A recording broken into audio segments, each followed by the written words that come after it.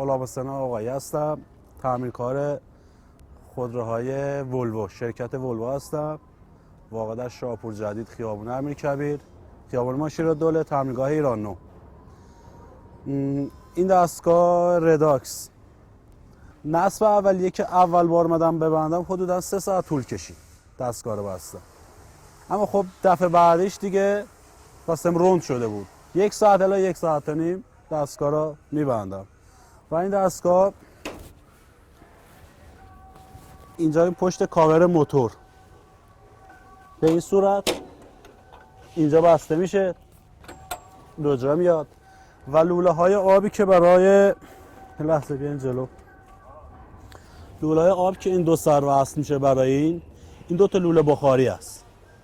اینجا دیگه آخرین جایی که آب داغ مصرفشه برای بخاری و بعد آب داغ این دستگاه بره.